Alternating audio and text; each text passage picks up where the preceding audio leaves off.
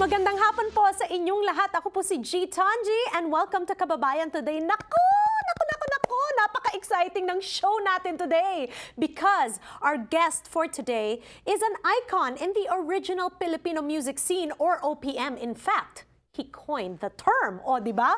And he makes up one of the three founders of the legendary Apo Hiking Society. Here on Kababayan Today for the very first time, Danny Javier. Hello, Danny. Hello. Hello, everybody. And good morning. Magandang umaga. Mabuhay sa inyong lahat. Bakit napakaswerte ko naman at makakausap ko kayo today? Alam ko, hindi po nagpapa-interview itong si Danny.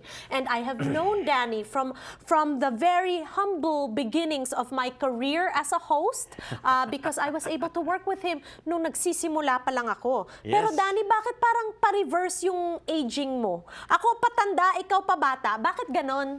I don't know if this is where you really want to start.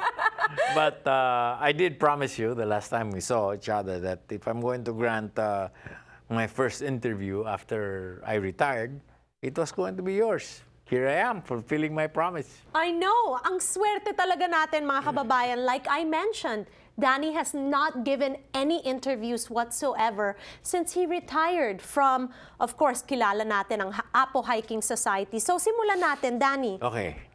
Hindi to chismis or pero... Oh, I wouldn't come here if this was chismis. Oo, syempre, pero I mean, Apo is, everybody knows about Apo. I mean, all your songs have been sort of, you created this pop culture phenomenon during the Apo Hiking Society days. So why quit? Well, created the phenomenon, that's really a coincidence. It just so happened that when we came into the scene, no current contemporary songwriter was making any waves because nobody was doing it. We were all singing either Kondiman, or if you were in the Philippines, everyone to make it had to sing, had to be a copycat of whoever was famous in the US and the world. Okay. And we decided to cut a new mold. And that was all original music that we would perform together at the same time as Juan de la Cruz. And I think Hot Dog was around the time. Okay, so this is, you have years and years and years of being in the scene. Why did you decide to say, tama na, ayoko na? Tapos na ako dyan. 41 years. A performer's mantra, if you may, is when you do a show, you want to end the show when you're peaking. At the top. When everyone is excited about what you're doing on stage, everyone is applauding, they can't stop, and then you take a bound and you're gone. And no, we want some more. Oo. So, 41 years we've been performing. And after 41 years, it gets to you. You realize a few things. And you know that somewhere down the line, you will have to put an end to it. And the best time to put an end to it is when you're peaking. That's right. Such words of wisdom, Danny. But, you have always also dabbled outside of your performance career. You've always been a businessman. In 1989, when we were doing Isang Linggo na po sila, you knew that I started Pedro shirts. Yes, and this was the heyday before anybody was putting our culture on T-shirts. Ngayon, usong-uso na eh. That was funny because everyone said, you're crazy. Why are you putting Filipino? Everyone is buying foreign branded stuff.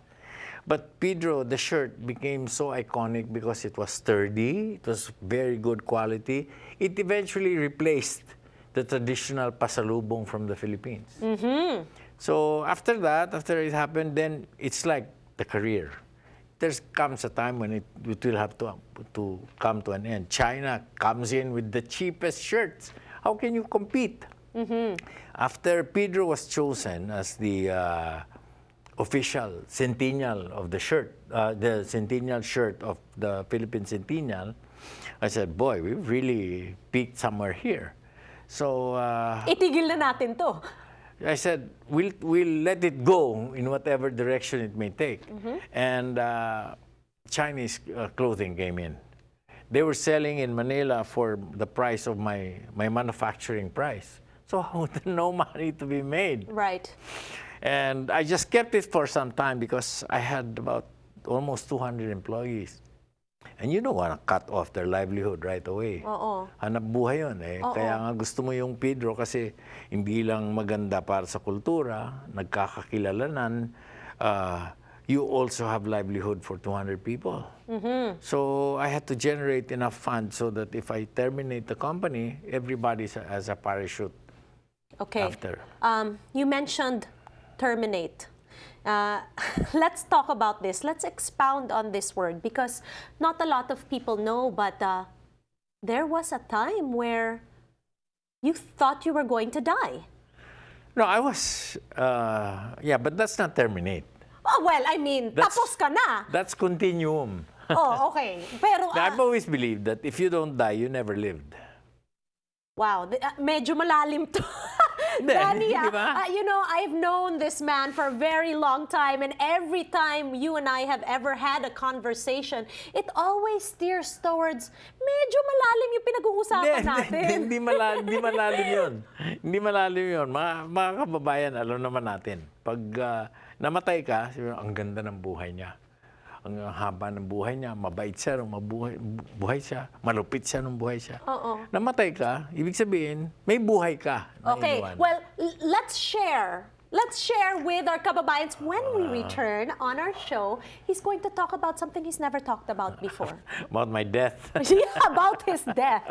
We'll be right back on Kababayan Today.